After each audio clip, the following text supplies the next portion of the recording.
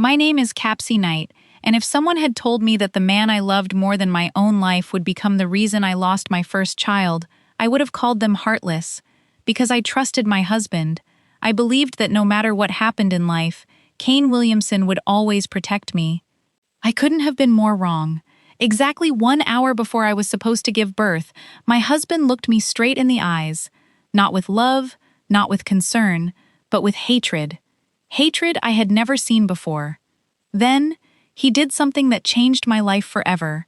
He raised his foot and struck me. The pain wasn't just physical. It was the moment I realized the man I trusted believed I had betrayed him. I remember falling to the floor, holding my stomach with both hands, praying over and over, "Please, not my baby. Please." Everything around me became a blur. Someone screamed. Someone called an ambulance. Then, darkness. When I finally opened my eyes, the first thing I looked for wasn't my husband. It wasn't my family. It was my baby. But the silence inside that hospital room told me everything before anyone even spoke. The tiny heartbeat I had spent months protecting was gone, and the man responsible had already walked away from me. But here's the part no one expected. Kane didn't attack me because he was born cruel. He attacked me because the two people he trusted the most, his own mother and his own sister, filled his heart with poisonous lies. They convinced him that the baby I was carrying wasn't his, that I had betrayed him, that I had destroyed our marriage. And instead of trusting the woman who had loved him with all her heart, he chose to believe them. That single decision cost us everything. Our child, our marriage, our future. But life has a strange way of revealing the truth. Because years later, the same man who abandoned me would stand in front of me with tears in his eyes, begging for a second chance. Only then would he learn that some mistakes are simply too painful to undo. But before I tell you how he lost everything, you need to know how our story began. Because once upon a time, Kane Williamson wasn't the man who destroyed my life. He was the man I believed would spend forever protecting it. Before everything fell apart, Kane Williamson was the kind of man every woman dreamed of marrying. He wasn't perfect, but he made me feel loved. We met at a charity event in Chicago, where I was volunteering for a children's foundation. He was there representing his family's construction company. We came from completely different worlds, but somehow, our hearts found each other. A year later, we got married. I still remember the day he held my hands during our wedding ceremony and whispered, "No matter what happens, Capsey, it'll always be you and me." At the time, I believed every word. For the first year of our marriage, life felt like a dream. We traveled together, cooked dinner together, watched movies until we fell asleep on the couch. Every night before bed, Kane kissed my forehead and said, "Thank you for choosing me." I thought I had found my forever. Then, one rainy morning, I found out I was pregnant. I stared at the pregnancy test with tears streaming down my face. Not tears of fear, tears of happiness. When Kane came home that evening, I handed him a tiny gift box. Inside was a pair of white baby shoes. He looked confused at first. Then his eyes filled with tears. "Capsey?" he whispered. "Are we?" I nodded. "We're going to be parents." He pulled me into the tightest hug I'd ever felt. For several minutes, neither of us said a word. We simply cried together. That night, he rested his hand on my stomach and smiled. "I don't care if it's a boy or a girl," he said softly. "As long as they're healthy, they'll be the luckiest child in the world." Hearing those words made me believe our future could only get brighter. But I didn't realize someone else was watching our happiness with growing resentment. Kane's mother, Margaret Williamson, had never truly accepted me. She was polite whenever guests were around, but behind closed doors, her kindness disappeared. To her, I wasn't good enough for her son. And Kane's younger sister, Sophie, followed her mother's lead in everything. Whenever I entered the room, they stopped talking. Whenever I smiled, they rolled their eyes. At first, I ignored it. I told myself, they're family. One day they'll accept me. Instead, their resentment only grew stronger after they learned I was pregnant. One afternoon, I walked into the kitchen and heard Margaret speaking quietly to Sophie. "If that baby is born," Margaret whispered, "Capsey will always be part of this family." Sophie nodded. We have to make Kane open his eyes before it's too late. The room fell silent as soon as they noticed me. Margaret forced a smile. The closer my due date came, the more distant Kane became. It wasn't sudden. It happened little by little. He stopped kissing me goodbye before leaving for work. He barely smiled anymore. Sometimes I caught him staring at my stomach with a strange expression. Not love, not excitement, almost suspicion. At first, I blamed the stress of becoming a father. I kept telling myself, he's just nervous. I had no idea that every single day, Margaret and Sophie were slowly poisoning his mind. One afternoon, I was upstairs folding tiny baby clothes for our nursery. As I walked toward the staircase, I heard voices coming from the living room. Margaret was speaking. Kane, have you ever counted the dates carefully? There was silence. Then Sophie's voice. Mom's right. Something doesn't add up. My heart skipped a beat. I wanted to walk downstairs immediately. But something told me to stay where I was. Margaret continued speaking. I've watched Capsey very carefully. She's hiding something from you. Kane sounded frustrated. Mom. Enough. She's my wife.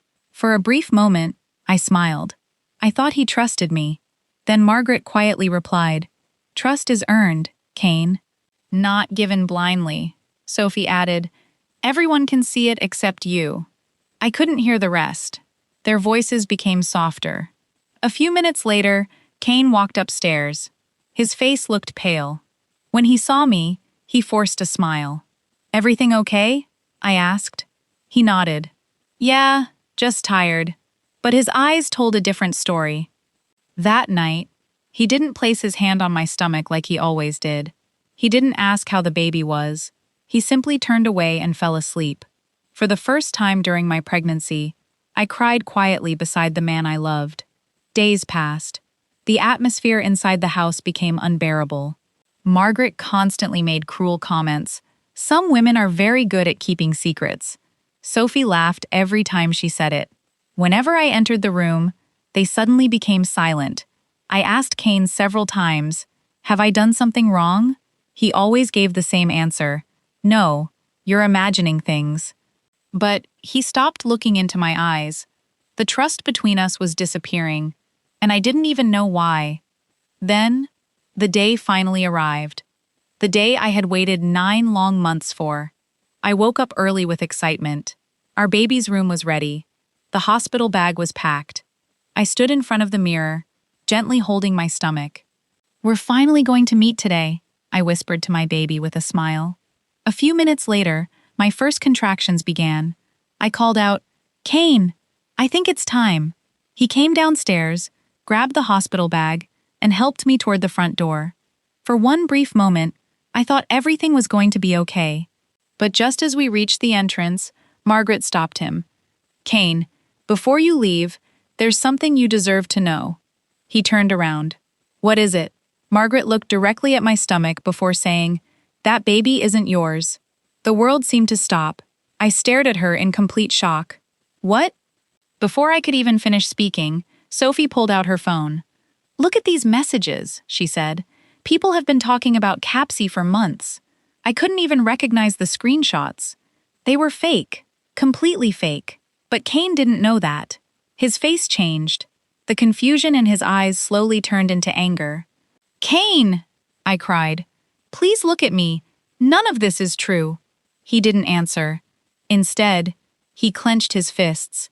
His breathing became heavier. The man I had loved for years was standing in front of me like a stranger.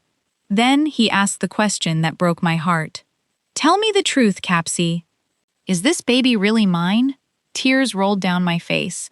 I stepped closer and gently held his hand. I swear on our child, I have never betrayed you.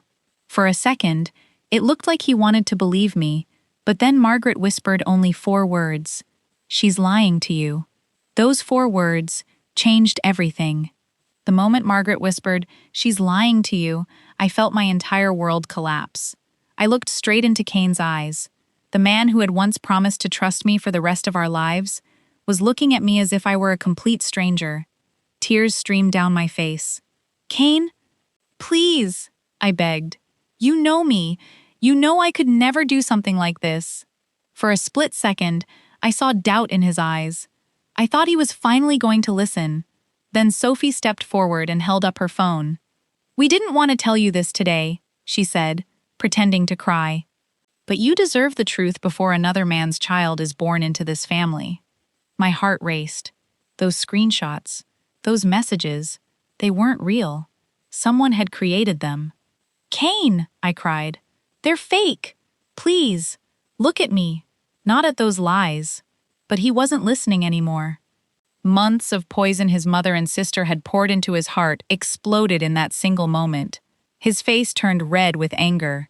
His hands trembled. "Tell me the truth!" he shouted. "I am telling you the truth!" I cried back. "This baby is yours. I have never betrayed you." Another sharp contraction hit me. I grabbed my stomach and bent forward. "Kane, I think the baby is coming." Instead of helping me, he took a step back. The disappointment in his eyes hurt more than the contractions. "I trusted you," he whispered, "and you made me look like a fool." "No!" I screamed. "I would never do that to you." Margaret folded her arms. "Stop acting, Capsey. You've lied long enough." I couldn't believe what I was hearing. I wasn't just fighting for my marriage anymore.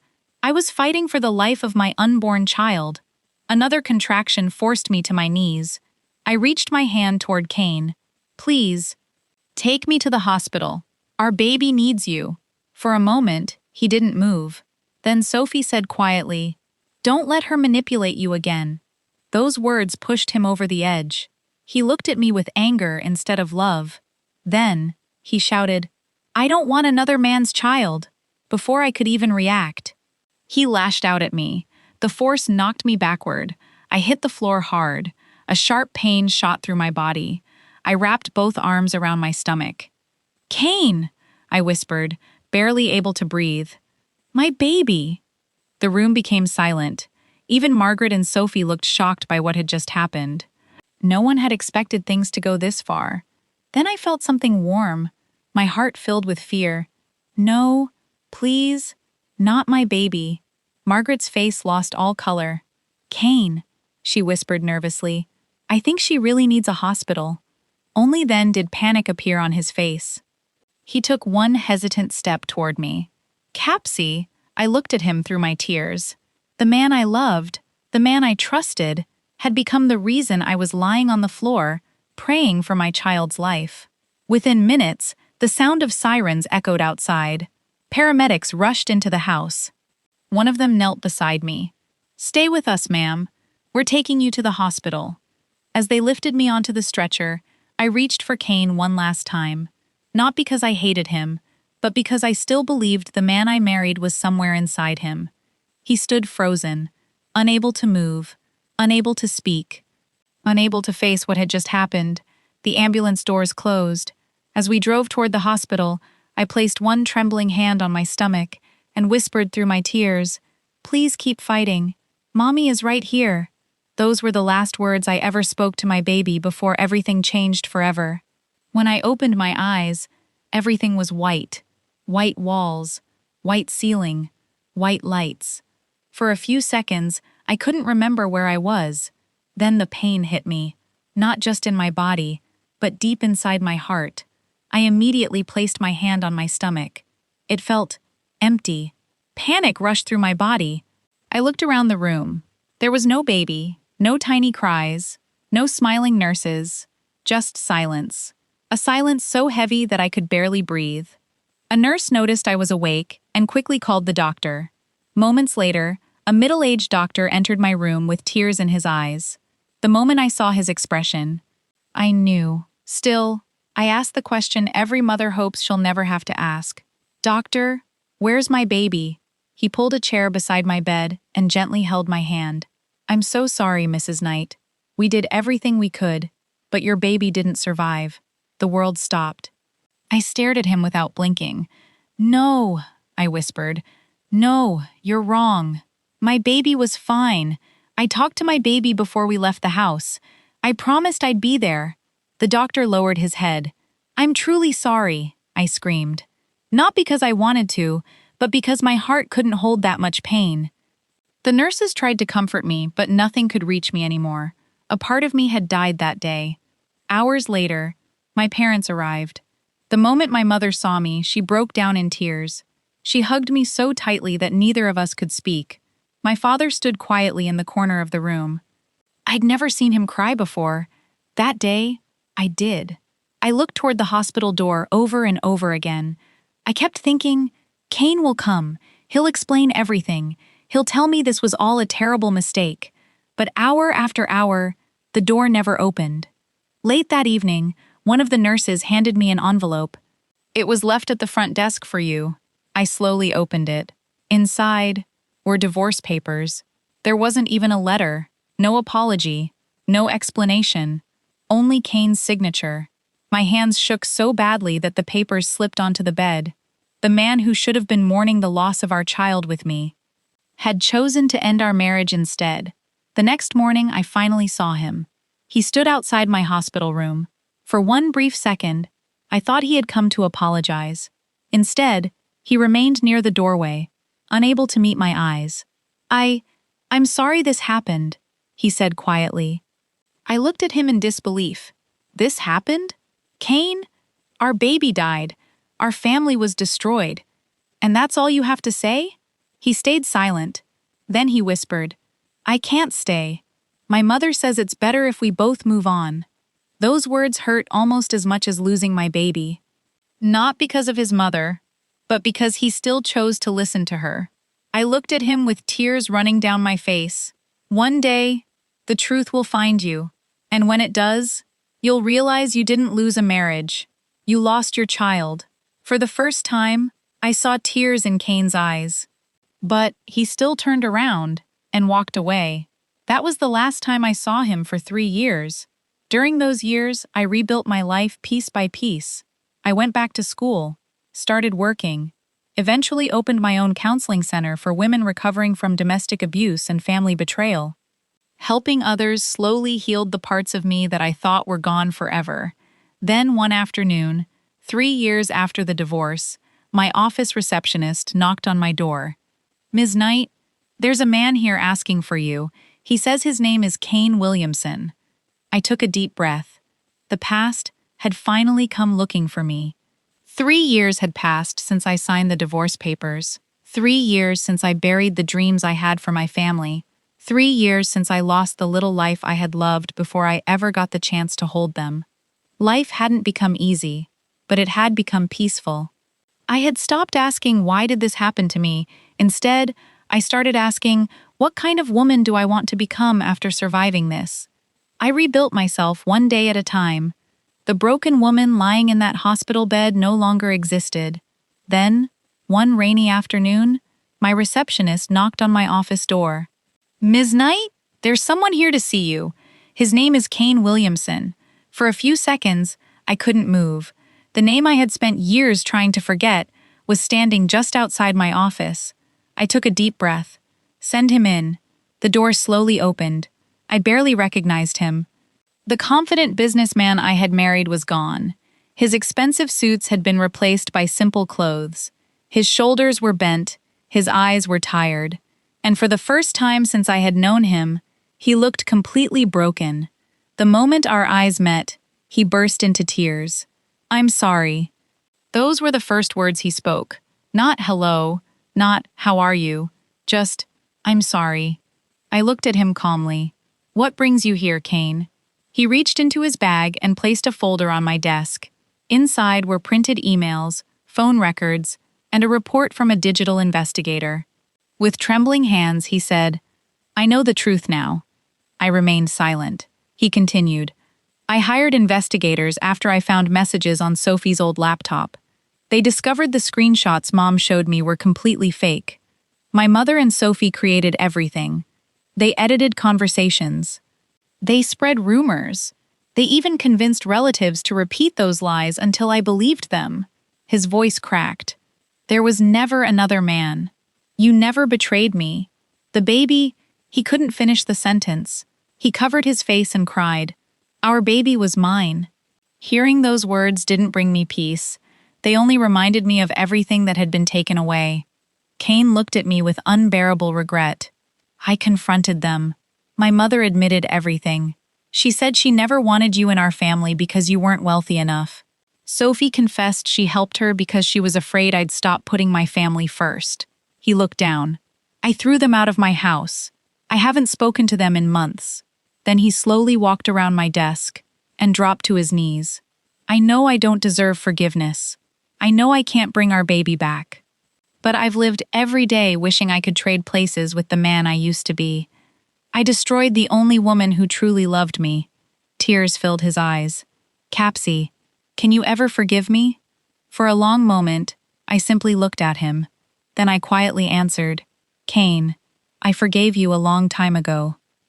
Hope appeared on his face. Before he could speak, I continued, but forgiveness doesn't erase consequences. You believed lies instead of trusting your wife. You abandoned me when I needed you most. And our child never had the chance to live the life we dreamed about. No apology can change that. He lowered his head again.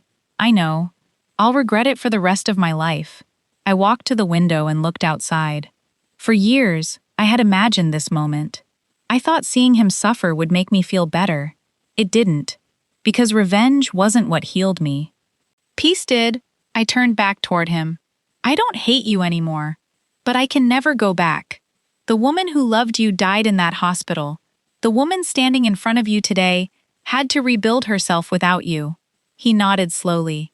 I understand. Before leaving, Kane stopped at the door. Without turning around, he quietly said, I'll spend the rest of my life trying to become a man our child would have been proud of. Then, he walked away.